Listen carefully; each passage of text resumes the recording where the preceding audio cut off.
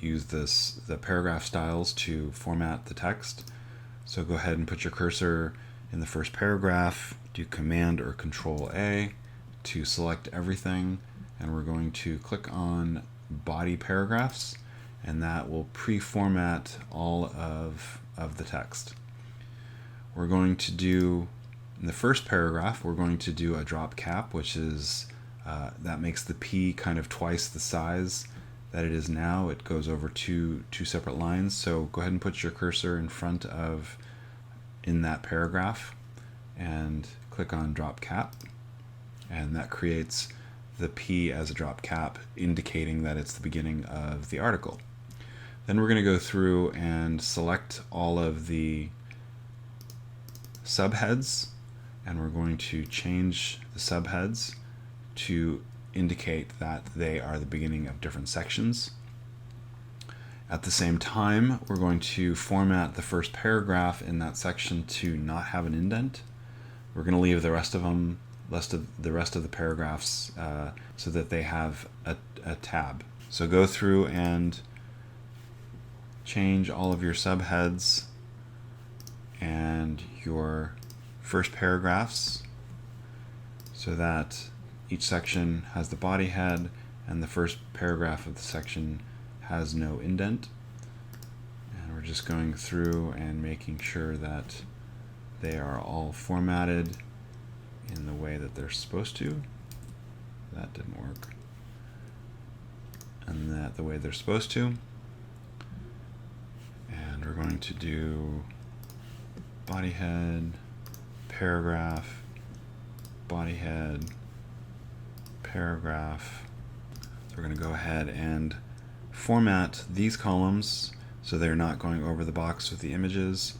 So we're going to shift click on both images, and we're going to click on the bottom handle, and we're just going to reformat it so it is not over that text. We're going to do the same thing on page 6. We're going to create what is called a jump line. So we're going to go to page 1, and we're going to create a jump line which indicates that there is text, or the article continues from page 1 to page 2.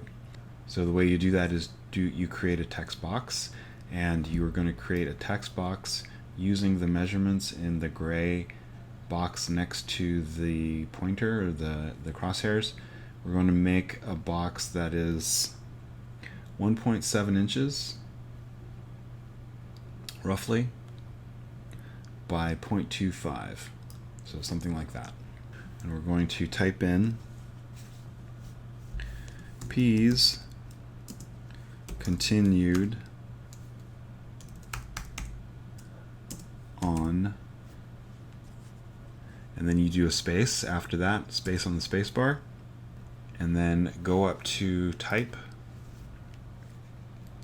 insert special characters, markers, next page number. And we're going to select the text, and we're going to go to paragraph styles, and we're going to make sure that it's got the continued from to line, and that is the formatting of the jump line, just to make sure. Then with the black selection tool, we're going to click on our text box, and we're going to drag it. We're going to make sure it touches the bottom of that right column text frame, and now it says P's continued on page 2. If you take it off, it goes down to P's continued on page 1. So it's an automatic kind of function that will read that the text goes from page 1 to page 2.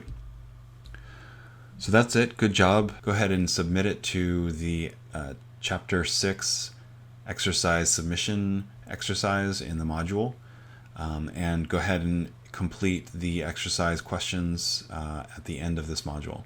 Thanks for watching.